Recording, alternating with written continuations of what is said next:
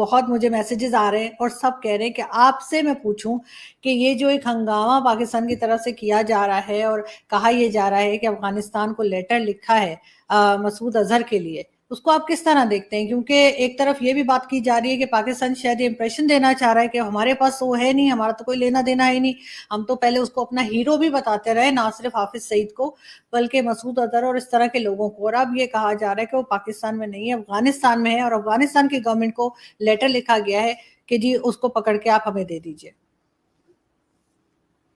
अपनी शो में बुलाने के लिए बहुत बहुत धन्यवाद आरजू जी।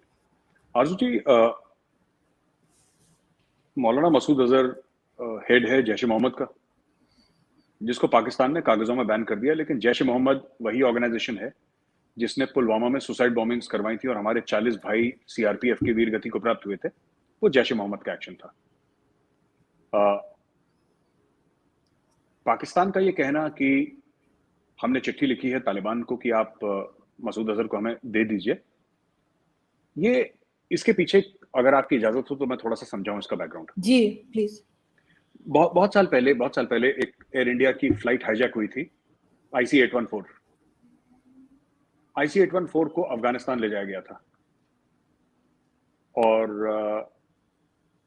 वहां पे हमारे उस समय जो मिनिस्टर ऑफ एक्सटर्नल अफेयर्स थे, जसवंत सिंह जी थे मिनिस्टर ऑफ एक्सटर्नल अफेयर्स, तो वो फिर मौलाना मसूद अजहर को ले गए थे 2-3 टेररिस्ट के साथ वहां पे देने के लिए कि हम उनको, क्योंकि उनकी मांगे ऐसी थी कि आप इन टेररिस्ट को हमें वापस दें, तब हम आपके इतने 100-150 जितने भी पैसेंजर्स हैं उनको हम छोड़ देंगे, वरना हम मार देंगे। और रिपन कत्याल ऐसी कुछ नाम था, एक न्यूली मैरिड बंदा था अपनी वाइफ के साथ, तो उस न्यूली मैरिड बंदे को भी हाईजैकर्स ने मार दिया था।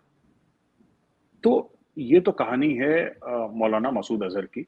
बहावलपुर पंजाब का रहने वाला है, पाकिस्तानी सिटीजन है और जैसे मैंने बोला कि जैश ए मोहम्मद का हेड है वो। आज भी जैश ए मोहम्मद एक्टिव है। पाकिस्तान ने उसको बैन करा नहीं करा वो अलग बात है, लेकिन आज भी जैश ए मोहम्मद एक्टिव है। जैसे मैंने बताया पुलवामा में जैश ए मोहम्मद का हाथ था। अब देखिए ना, पाकिस्तान ने पैदा करा मौलाना मसूद अजहर को, उसके लिए भारत का एक प्लेन हाईजैक करवाया। हाईजैक करवाने वाले भी पाकिस्तानी थे, वो लैंड करे अफगानिस्तान में अलग बात है, दैट्स अ सेपरेट केस। वो कहां पे उनका एयरक्राफ्ट लैंड करा, वहां पे आईएसआई वाले थे, फिर उनको सेफ्टी में ले गए। आरजू जी, ऐसा है ना कि आज की तारीख में ये दिखावा है, एक मुखौटा है कि हम हमारे पास नहीं है वो और कि हमारे पास नहीं है, आप हमें वापस दीजिए, ये दुनिया को दिखाने के लिए, क्योंकि अक्टूबर में फिर FATF खड़का रहा है उसको। लेकिन दुनिया अब जान चुकी है पाकिस्तान की असलियत, किस तरीके से पाकिस्तान टेररिस्ट्स को सपोर्ट करता चला आया है। आज से नहीं, कई सालों से, 30-40 साल की पॉलिसी रही है। इसका एक टेररिज्म, एक इकोसिस्टम है पाकिस्तान में, इससे लोग पैसे कमाते हैं। आप अभी अभी मैंने ट्वीट करा था डॉन न्यूज का एक आर्टिकल, कुछ समय पहले मैंने ट्वीट करा था आरजू जी, जिसमें डॉन न्यूज वालों ने यही बताया है कि अमेरिका ने बोला है उनको, पाकिस्तानियों को, जो 450 मिलियन का हमने आपको जो असिस्टेंस दिया है F-16 के लिए, वो आप किस पे इस्तेमाल करेंगे? आप टेररिस्ट को मारिए, उससे एंटी टेररिज्म ऑपरेशन के लिए बोला है। तो मैंने आपको बताया ना, तो ये देखिए पाकिस्तान क्या कर रहा है, फिर वही चीज कर रहा है, आतंकवादियों को भी साथ लेके चल रहा है और एंटी टेररिज्म ऑपरेशंस के लिए भी पैसे ले रहा है अमेरिका से। और वो कह रहा है कि हम आपसे एसेट्स लेंगे, हम उनको भी मारेंगे। पाल रहा है, मार रहा है, वो दोबारा वो इकोसिस्टम पाकिस्तानी स्टेट ने शुरू कर दिया। तो ये छोटी सी कहानी थी जैश ए मोहम्मद के बारे में। ये मुझे लगता है बिल्कुल फ्रॉड है मामला। पाकिस्तान को पता है वो कहाँ है, पाकिस्तान ने ही भेजा होगा उसको कि तुम चले जाओ। अब उसको अब अफगानिस्तान में कौन जा रहा है ढूंढने के लिए? पाकिस्तान कह सकता है हमने उसको बोला है कि तुम जाके कंधार में बैठ जाओ एक घर में आराम से चुपचाप, राइट? और जो FATF वाले आएंगे या कोई, वो पाकिस्तान बोल देगा यूनाइटेड नेशंस को कि पूरे पाकिस्तान में आपको इजाजत है, आपको कहीं पर भी जाना है, किसी भी घर में तलाशी लेनी है, आप आराम से जाइए और पूरे पाकिस्तान में ढूंढिए। अगर आपको मिल जाता है मौलाना मसूद अजहर, तो आप वहीं पर उसको गोली मार दीजिएगा हमारी तरफ से। पाकिस्तान ऐसा कह देगा, वो है ही नहीं वहां, वो तो अफगानिस्तान में। पाकिस्तान क्या काम है पता लगा, वो अफगानिस्तान में। हमने चिट्ठी लिखी है, भाई आप क्या कर सकते हैं, सॉवरेन मुल्क है अफगानिस्तान, हम तालिबान पे चढ़ाई कर देंगे उसको लाने के लिए, अगर आपकी हिम्मत है आप चढ़ाई कर दो।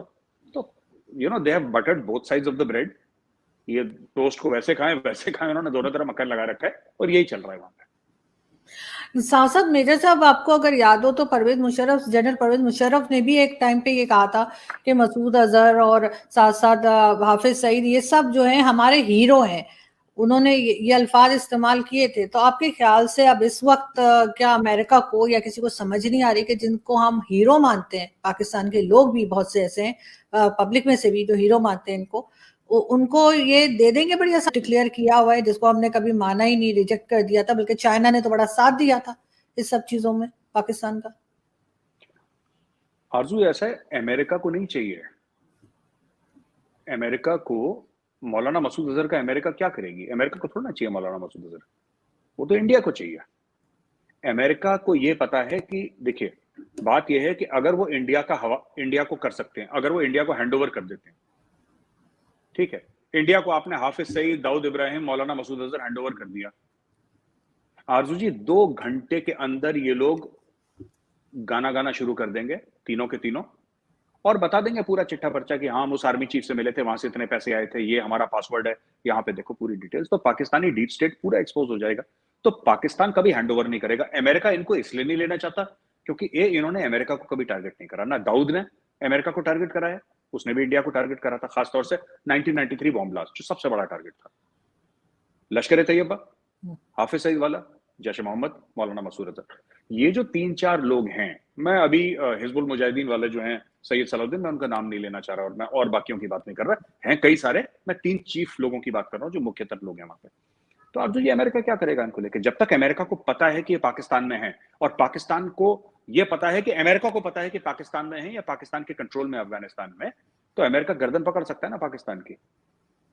आप एक बात बताइए, अगर पाकिस्तान कल कहता है कि ठीक है दाऊद इब्राहिम मर गया, ये उसकी लाश देख लो, मसूद अजहर मर गया, ये इसकी लाश देख लो, और हाफिज सईद मर गया, इसकी लाश देख लो, तो अमेरिका फिर कौन सी चाबी लगाएगा इनको? तो साफ हो गया ना मामला। आपने अपना टेररिज्म का जो ज्यादातर नेटवर्क है आपने खत्म कर दिया।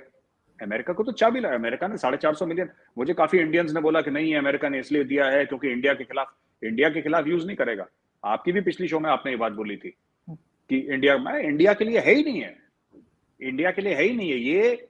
ये जो F-16 वाला मामला है, अमेरिका के वो प्राइस करके कुछ मैंने ट्वीट करा, उसमें मैं नाम भूल गया, स्पोक्स पर्सन ने साफ तौर से करा है कि these we have given for anti terrorism operation. आप काम पे लगिए, वही डू मोर, पुरानी चीज, डू मोर।